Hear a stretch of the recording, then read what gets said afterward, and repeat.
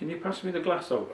Right, let me. Yeah. So the analogy I often use is, what's the value of this glass? It's a rigid, transparent structure that's empty. There's nothing in it. And the value of the glass is that we can now put milk or water or beer, anything we want, into this receptacle. If it was made of cotton wool, it wouldn't be much use. It'd go, you know, the liquid would go. If it was full already of concrete, it wouldn't be much use because you can't put something in it. So usefulness comes from nothingness. This is a Taoist notion. The value of this, or a cup, or all sorts of receptacles, is a frying pan away. It's a bounded space, but the usefulness comes from nothingness. The Taoists would say it wasn't the guy who invented the wheel that was really important, it was the guy who invented the hole. Because once you put a hole in the wheel, you can put an axle, then you can make carts, you can do all sorts of things. A wheel without a hole is useless. This room is useful because it's bounded space with nothing in it. You know, it's got various things around, but most of what's here is space, it's just air. And the usefulness of the room is because it's mostly air, and therefore you can move around, you can put things in it, do different things. If it was no walls and ceiling, it would be not much use because the rain would come in and everything. So usefulness comes from a rigid, transparent, empty structure. And emptiness is important. So what we do would say, we have a community meeting. It's a rigid, empty space. It's like we sit around in a circle. I'll generally not know always what's going to be said. The person in the chair is chairing it, and each person can speak, and we have a beanbag that is thrown around to each other, so if you want to speak, you put your hand up and get the beanbag and then you can speak. So there is a structure and a way of working, but once it gets going, we don't know what's going to happen. So the learning contract is a rigid structure. It is said, these are 5 questions, but they're just questions. And they're the same questions as we asked a 7-year-old as a 70-year-old. They're no different. Seriously, they're exactly the same question, without any difference whatsoever. That the learning group is the same, whether we're working with 7-year-olds or 70-year-olds, because it is 6 people sitting around, each with their own agendas, able to use this space within which to do things. And I can remember when we started an MBA program by Self-Managed Learning, and it was a series of week residentials, which again, there was no curriculum, we handed the budget over to the students, since they're managers, and if you can't manage the budget, you can't go out and be a manager. And I remember people at the end of the week saying, never in our lives, and these would be people in their 30s and 40s, I've had this chance to just be myself, to talk about what I want to, and make so much progress as well in what seems to be a self-indulgent process, but actually isn't, because what's happening is this level of dialogue that goes on. And I have a series of Ds, so you can go, for instance, the traditional educational model is a dictatorial directive model, so it's directive, you go down and you tell people. A bit nicer would be debate, where you can have a to and fro, but the downside of debate is often people don't actually change their minds in a debate. You see this in the House of Commons all the time, or whatever. So debate, at least there's a to and fro, but actually it doesn't change it. You can move to discussion, where you've got a topic to talk about, and that's a bit more useful. But dialogue is where it's not like discussion or debate or direct. It's where you invest with each other in the relationships, and you're learning with and from each other. This is what Revan's talked about in action learning, learning with and from each other. And so dialogue often has to start with monologue. That is where, in the first question about where I've been, each person talks about their life as a monologue. But that monologue is necessary to have the dialogue which follows, where people can then interact and engage with each other and learn to trust each other.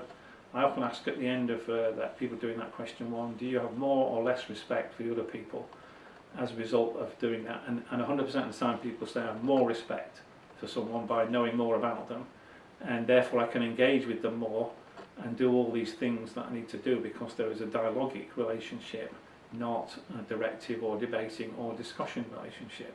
because discussions are useful, but they occur about something out there, not which engages the human being, and so dialogue is key within these kind of structures.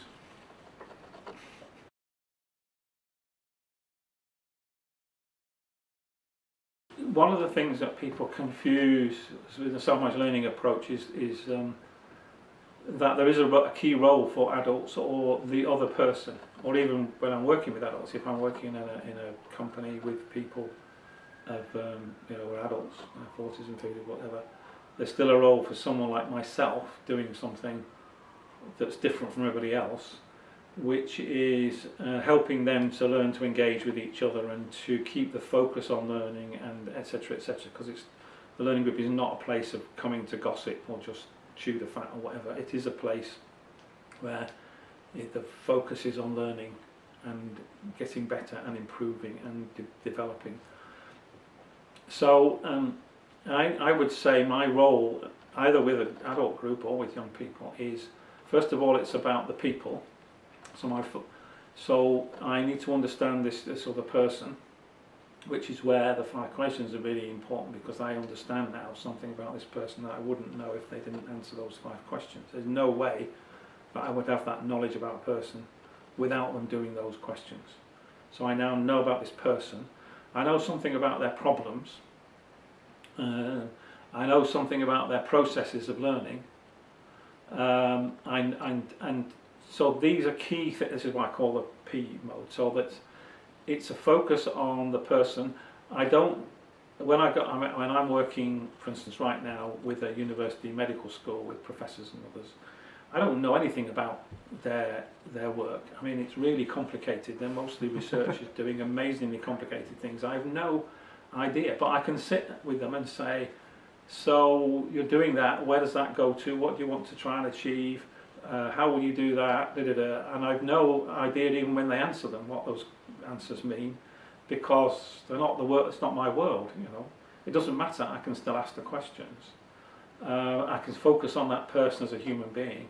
I can focus on their processes of working, the problems that they have to work, their patterns of behaviour, because organisations have patterns of working, often called a culture, but it's to do with there's a pattern, like a repeating pattern in here.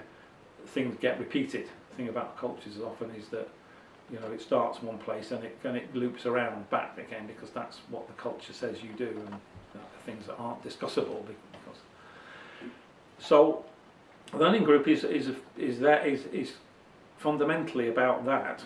And then what people need to do, of course, is to go out of the learning group and learn things, and that might need people who've got subject knowledge. It might mean they're specialists. It might mean they're learning systems.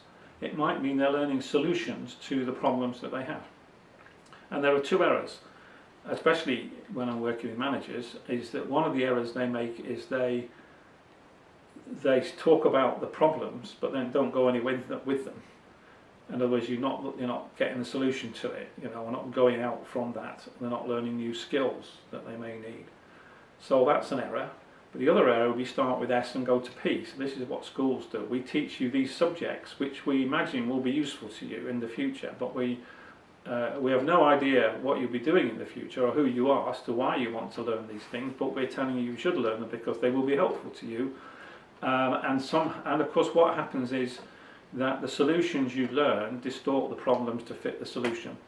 What education does is to start from S and go to P. You learn skills that you help out with, you learn subjects, you learn specialisms, and all of those can be distortive. So what I would argue is you go from P to S. So that's why the learning group is so important and meets on a Friday, because that starts in the P.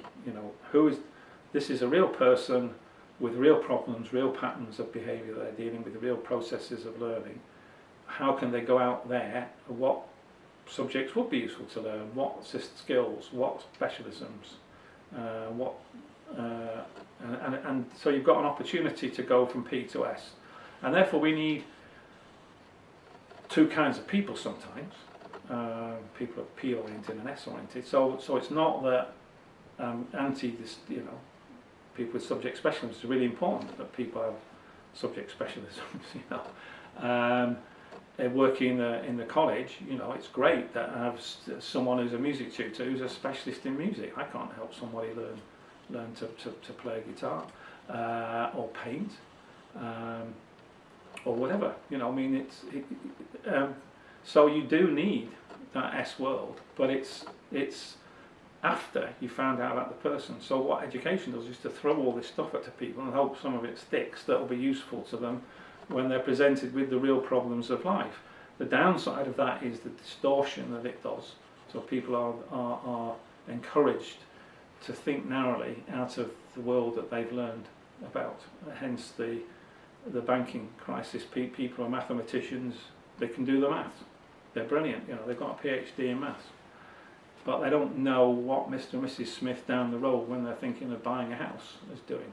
Because they don't know about that world. So then they make errors, which cause misery to millions.